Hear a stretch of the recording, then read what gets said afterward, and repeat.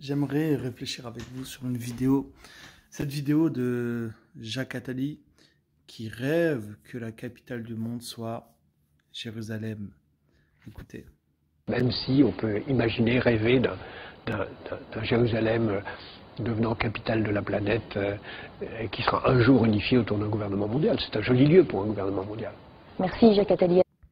Merci Jacques Attali. Bon, bref, Jérusalem, capitale de ce nouvel ordre mondial.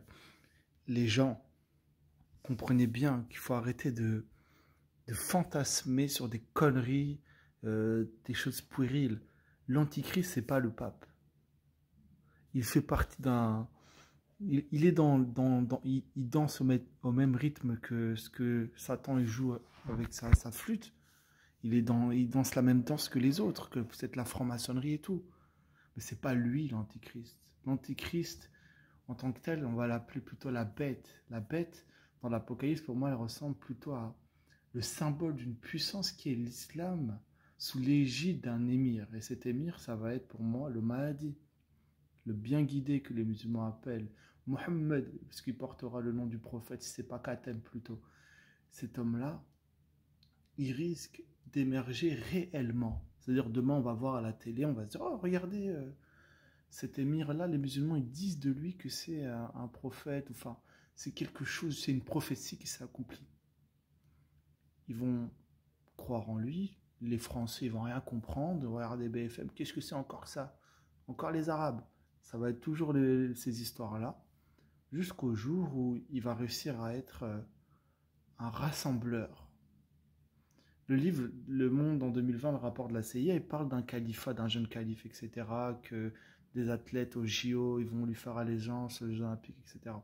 Je ne sais pas s'il parlait du Mahdi ou s'il parlait d'autres choses avec Daesh, mais en tout cas, pour moi, le scénario qui risque d'émerger, c'est ça. Ça va être un homme comme Obama, un homme qui aura l'air d'un homme de paix, un homme sage, un homme charismatique. Vous savez, un homme qui va être très influent. Peut-être MBS, le prince d'Arabie Saoudite, ou peut-être quelqu'un d'autre. Il aura l'air rassembleur. Beaucoup les jeunes, ils vont l'aimer, peut-être même Mbappé, les gens vont commencer à faire allégeance à cet homme parce qu'il aura l'air d'un homme de paix, comme Gandhi. Voyez-vous? Il va réussir à rassembler beaucoup. Beaucoup, beaucoup, beaucoup, beaucoup, beaucoup, beaucoup, beaucoup. Et je ne sais pas si c'est pas dans le même livre, le rapport de la CIA, qui parlait aussi d'un jeune calife, là, de califat, un nouveau califat. Il disait, je crois que les jeunes, ils voudront retourner au bled et tout, se rapprocher de leurs racines ou quelque chose comme ça. Il parlait aussi que les ventes sur Amazon, eh ben, elles vont exploser les ventes, tout ce qui est en rapport avec le califat, ces choses-là. Donc lui, je le mets à part dans un panier parce que je ne sais pas s'il parlait vraiment de ce Mahdi ou il parlait comme ça, comme je disais de Daesh. Parce qu'il a été écrit il y a un moment, je crois, ce livre. Enfin, je ne sais pas il y a combien de temps, bref. Donc on voit ces choses qui vont en lien avec Jérusalem. Pourquoi Jérusalem? Et je vous invite à faire des recherches, mes amis, sur où est-ce que cet émir, où est-ce que le califat, le rêve absolu, c'est dans quel pays, dans quelle ville? Serait-ce Jérusalem? Si c'est Jérusalem, alors arrêtez de vous fourvoyer à croire que l'Antichrist c'est le pape ou c'est Bill Gates, des conneries comme ça, un blanc avec un costume. C'est les Américains, ils pensent que tout tourne autour de leur pays. Ils ne regardent pas à gauche ni à droite. Pour moi, le Mahdi, c'est lui qui va régner, qui va réussir à rassembler. C'est avec lui qu'il y aura la persécution des chrétiens. Pas forcément lui directement, mais peut-être ça va être le Jésus islamique. Celui, pour moi, peut-être que Jésus, il citait quand il disait « Plusieurs viendront en mon nom. Ils vont dire « C'est moi qui suis le Messie, Al-Masih ». Ils vont séduire beaucoup de gens. Ils vont faire des miracles. Donc, ils vont venir. Aïssa, il va descendre avec des anges, sûrement comme le disaient les prophéties, là, la Sunna et tout. Mais nous, on a un verset dans la Torah qui dit, dans Deutéronome, quand un prophète, il dit une chose, elle arrive et que c'est pour vous égarer auprès d'autres dieux. Il dit que ça, c'est permis. Dieu, il permet que cette chose arrive pour voir si tu aimes vraiment le Seigneur, ton Dieu. C'est-à-dire que même s'il vient, Aïssa, il te dit, crois en l'islam, Allah, Mohammed, nanani, c'est faux. Dieu, il va permettre ces choses-là. Quand on lit Deutéronome, quand on lit Matthieu 24, Il dit qu'ils vont faire des prodiges et des miracles au point de se dire, c'est possible, les élus. Tu te rends compte? C'est-à-dire, même si possible, il y en a, ils vont dire, c'est bon, j'arrête, je crois plus en Jésus de la Bible, c'est lui, Mohammed, c'est la vérité. Ils vont réussir à en croire ça. Tu te rends compte?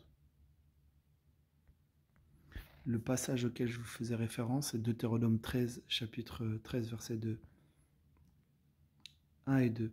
S'il s'élève du milieu de toi un prophète ou un songeur qui t'annonce un signe ou un prodige, et qu'il y ait accomplissement du signe ou du prodige dont il t'a parlé en disant, allons auprès d'autres dieux, des dieux que tu ne connais pas, et servons-les.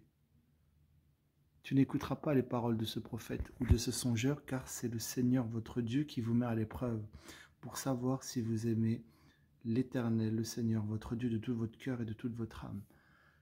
Et ça, il va te dire de te mettre à suivre Allah, qui n'est pas le même Dieu que nous. Qui n'est pas le même Dieu que nous. Nous, notre Seigneur, Jésus a été crucifié, il est le Fils de Dieu. Vous, votre Seigneur, votre Dieu, c'est pas la même chose. D'accord? Donc on n'a pas le même Dieu. Pour aller clair, il y en a qui vont dire Jésus c'est Dieu. Voilà, that's it. On ne va pas dire oui, nous on a le même Dieu. Alors, est-ce que tu crois que Jésus est Dieu? Non, c'était musulman. Alors, commence pas à dire on a le même Dieu. Et donc, ces choses-là, elles arrivent. On va schématiser, hein, on va être dans le grotesque un peu comme ça, on va prendre les choses en gros, pardon, pour schématiser. Donc, il y aura la persécution des chrétiens, Matthieu 24. La mise à mort des chrétiens, Matthieu 24. L'apparition des faux Christ et des faux prophètes, Matthieu 24. Et le jour, pour moi, ils vont vouloir attaquer Jérusalem. C'est là où Jésus vous dit, dès que vous allez voir la désolation, qu'ils vont aller dans le temple, soit ils vont aller dans le temple pour le profaner, soit ils vont commencer à vouloir attaquer Jérusalem pour faire le califat. Il y a marqué que celui qui est en Judée, il se barre, que celui qui il prend ses affaires et il part. Tout le monde fuit. Parce que c'est là où le Seigneur il va commencer à venir. C'est là le véritable. Il va descendre. On l'a pas vu là, le Seigneur Jésus-Christ. Il va revenir dans sa gloire. Une grande gloire. La gloire de Dieu directement. C'est lui la lumière du monde. Là, elle va revenir. Et elle va chasser ce Mahdi et ce faux prophète, Isa, le Jésus islamique qui est un prophète dans le Coran. Comme ce passage le dit. Apocalypse 19, 20. Et la bête fut prise, donc soit l'émir ou l'émir qui symbolise toute la puissance islamique, fut prise et avec elle le faux prophète. Tantôt il est appelé, il a deux cornes semblables à un agneau, il parle comme un dragon. C'est-à-dire que la Bible Notel dit qu'il a l'apparence extérieure d'un agneau. Donc on schématise, c'est-à-dire possiblement qu'il ressemble à Jésus. Tantôt il est appelé le faux prophète. L'islam c'est exactement ça. Jésus il est un prophète et Jésus il est le Messie. Il est un agneau. Il ressemble à un agneau, à un Christ. Donc c'est exactement ça. Ça va être un prophète et un messie. C'est l'islam pour moi. Ça ressemble beaucoup à l'islam, ce faux prophète.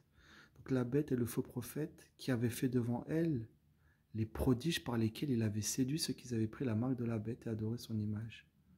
Ils furent tous deux jetés vivants dans les temps ardents de feu et de soufre.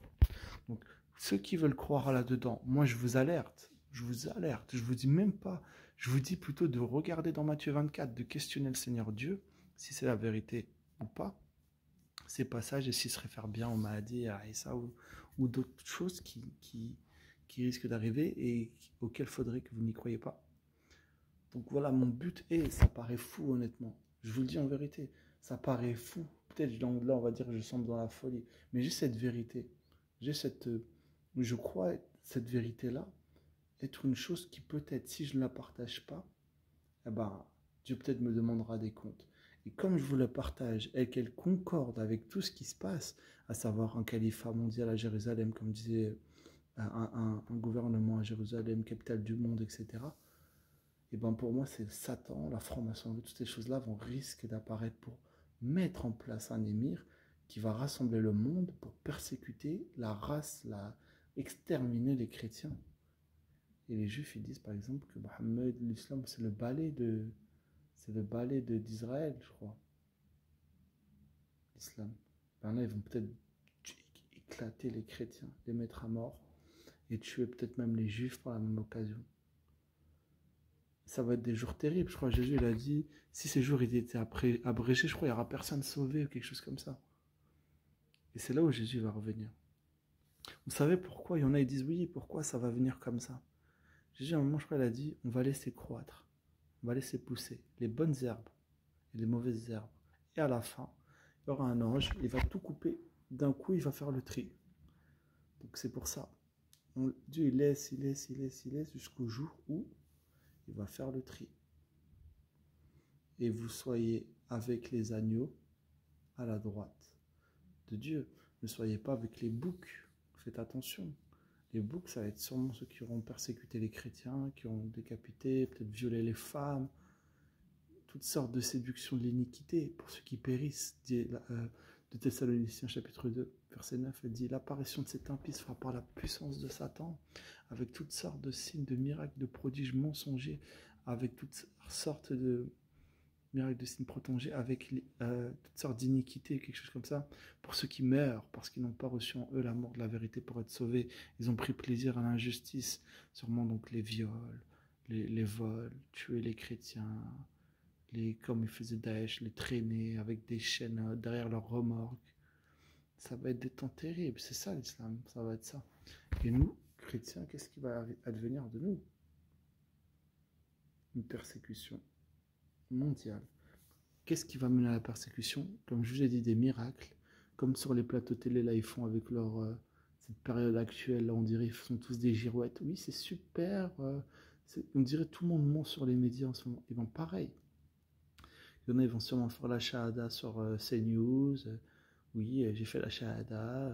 Écoutez, je suis devenu musulman. Beaucoup vont le suivre. En Amérique, sûrement, etc. Biden, il va faire genre, sûrement, il va le combattre, des conneries comme ça. Mais en vérité, ça va être comme il a dit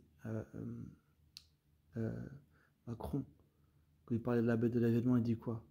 Il dit, il faut la combattre quand elle arrive, mais tout en restant ouvert à l'avènement pour qu'elle devienne quelque chose de nouveau.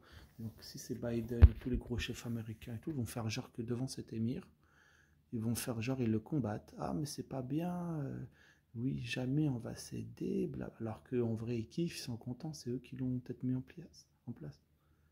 Mais après, ils vont rester ouverts, ils vont faire des négociations. Le pape, dans le livre Le Monde, rapport d'ACIA, Le Monde en 2020, il dit que le pape, au début, il était réticent, blablabla. Après, il va faire un pacte avec lui ou je sais pas quoi. Donc, on va rentrer dans des temps comme ça, possiblement. Vous, soyez les agneaux que Dieu a choisis. Ne faites jamais allégeance. Vous savez, ne faites jamais allégeance. J'ai pas envie de dire oui, cette chose, elle vient de Dieu ou pas, ce que je vais dire maintenant. Mais il me semble un jour, je me suis réveillé avec ce mot en tête. Je sais pas si je l'avais médité, je sais pas si c'est de moi, je sais pas si c'est peut-être inspiré ou un songe de Dieu, d'un ange, je sais pas. Mais j'avais le mot en tête, allégeance. Donc ce mot allégeance, il ne faut jamais le prêter, ni au Mahdi, ni à Isa, ni à personne, si ce n'est à Dieu, le Seigneur, et à Jésus-Christ, le Fils de Dieu. Le reste, nada. Crois au Père, au Fils et au Saint-Esprit. Tous. Le reste, on n'y croit pas.